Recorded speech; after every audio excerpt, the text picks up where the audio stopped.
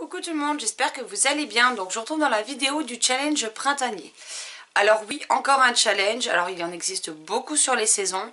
Malheureusement, je me rends compte au fil du temps que c'est des challenges qui ne me conviennent pas forcément toujours. Il y a toujours des catégories dans certains menus qui ne me conviennent pas. Donc au final, je n'y participe plus. Voire pas du tout pour certains. Donc cette année, j'ai décidé de me créer un challenge par saison. Alors du coup, je pense que les copines sont bien parties pour participer avec moi, hein. Mais voilà, si vous voulez vous joindre à nous, allez-y. Puis si ça vous intéresse pas, il n'y a aucun souci. À la base, je l'ai surtout créé pour moi-même. Donc j'ai créé 3 menus avec à chaque fois 4 catégories. Je vous en parle ici. Alors par contre, il n'y aura pas de pile à lire parce que pour l'instant, voilà, ça va se dérouler du 20 mars au, je ne sais plus la date, au 20 juin. Donc sur le mois du printemps.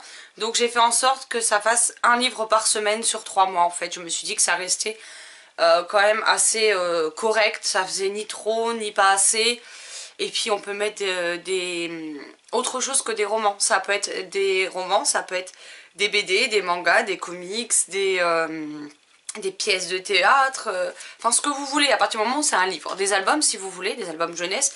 Je n'ai aucun souci avec ça. Tant que ça rentre dans la catégorie, vous pouvez lire n'importe quel type d'ouvrage. Tant que ça se lit, voilà. Et vous pouvez aussi, si vous lisez un audiobook, enfin si vous écoutez un audiobook, l'incorporer dedans. Ça ne me gêne pas non plus.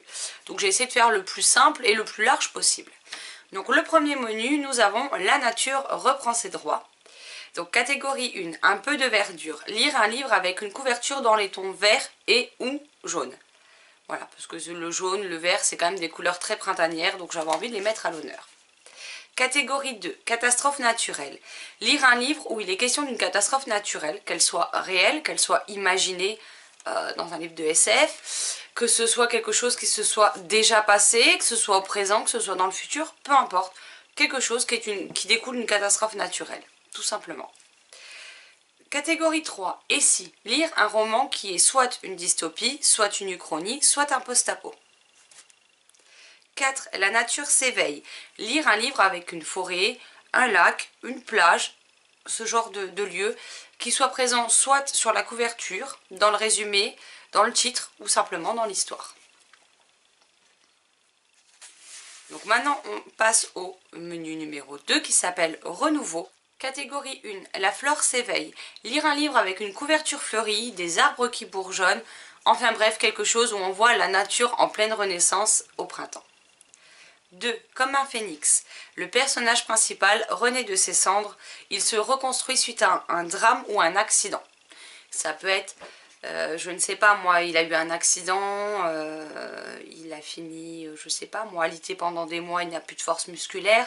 Ça peut être, il a été défiguré, il a été handicapé, il a été amputé, quelqu'un qui a perdu sa voix, quelqu'un qui est en rémission de maladie, enfin peu importe, quelqu'un qui est fait suite à un deuil et qui est obligé de se reconstruire derrière. À partir du moment où le personnage se reconstruit suite à quelque chose de dramatique qui lui est arrivé, ça rentre dedans.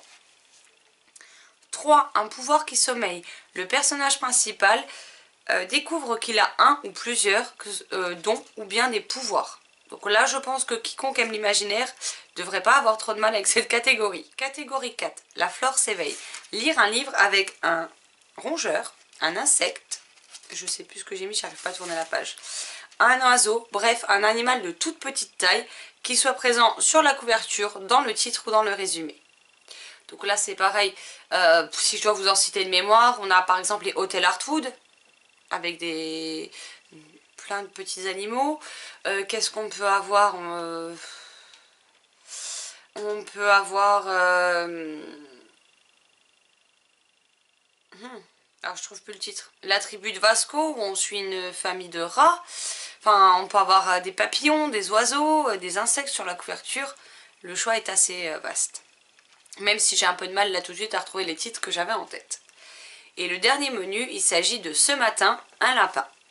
Donc, avec la catégorie 1, un peu de douceur. Lire un roman avec un lapin sur la couverture ou le mot lapin dans le titre. Catégorie 2, vacances de Pâques.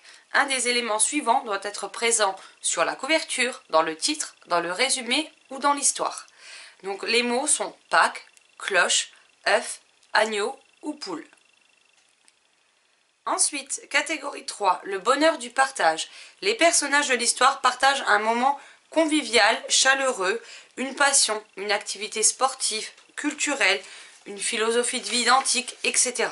À partir du moment où il y a un moment de partage entre au moins 2 personnages de l'histoire, c'est bon.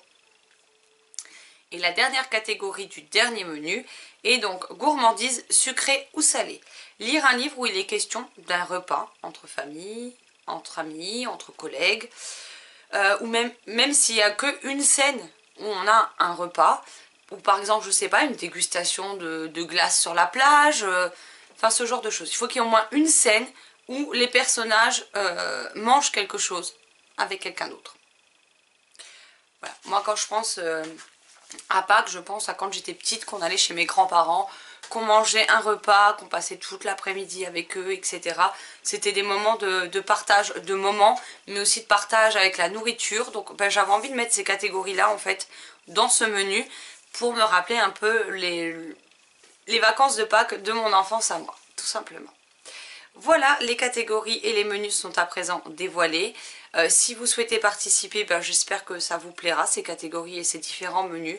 J'avoue que je me suis bien amusée à les faire et je reconnais aussi que ce menu correspond à ça grâce à l'aide des pipelettes. Donc j'ai nommé Nat, Tania, Marilyn et Sylvie qui ont pu m'aiguiller et me donner des indications en me donnant des mots qui pourraient correspondre au printemps, etc. Et sachez que pour les saisons du printemps, de l'automne et de l'hiver, on s'est tellement ennuyé il y a quelques jours au travail avec mes collègues qu'on était tous à se regarder dans le blanc des yeux comme des crétins, que je leur ai fait noter sur une feuille tout ce qui leur passait par la tête, des mots qui correspondent à chacune des saisons. Donc ils vont, pas à leur dépend parce qu'ils savaient pourquoi c'était, mais du coup pour les prochains challenges saisonniers, et ben, il y aura des idées qui m'auront été soufflées directement par mes collègues. Voilà, tout simplement. Cette vidéo est à présent terminée. N'hésitez pas, si vous le souhaitez, à me dire ce que vous en pensez. Et comme d'habitude, je me ferai une joie d'en parler avec vous dans les commentaires. Sur ce, je vous souhaite une excellente journée, de très belles lectures et je vous dis à très vite dans une prochaine vidéo. Bye bye.